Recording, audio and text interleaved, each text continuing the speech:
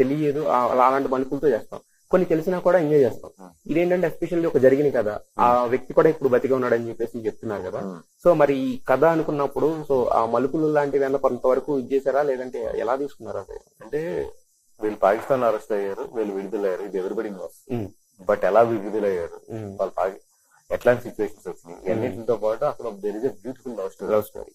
అంటే ఇది ఒక పర్సన్ కథ కాదు, ఒక క్యారెక్టర్ ని తీసుకున్నా కూడా నెంబర్ ఆఫ్ ఇన్సిడెంట్స్ ని ఆ క్యారెక్టర్ అడాప్ట్ చేస్తాం.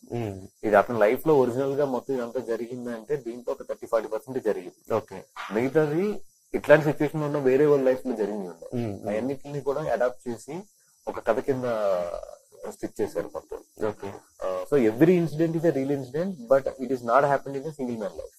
ఓకే. అయితే సాయి పల్లవి గారి గురించి చెప్పేదేం లేదు. ఇప్పుడు అంటే మొన్న అరవింద్ గారు కంగ్రాచులేట్ చేసిన అమరాన్ అనే సినిమా సక్సెస్ చూసిన ఇవన్నీ కూడా ఉంది కదా.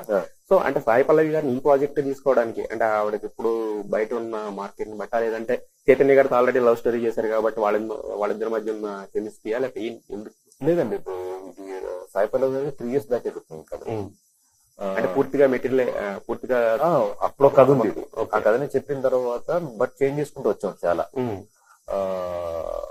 ఎస్పెషల్లీ చందు గారు వచ్చిన తర్వాత ఆయన కైండ్ ఆఫ్ స్టైల్ మొత్తం స్క్రీన్ ప్లే కానీ ఇదంతా కూడా ఆయన అడాప్ట్ చేసుకున్నారు, మొత్తం మార్చుకున్నారు.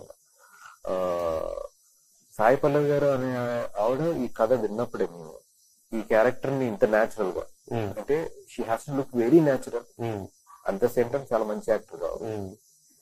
ఎవరు అన్నప్పుడు ఫస్ట్ చాయిస్ అందరూ ఎనానిమస్ చాయిస్. అంటే నాకు కథ చెప్పినప్పుడే కార్తీక్ ఈ అమ్మాయి అనుకుని చెప్పాను.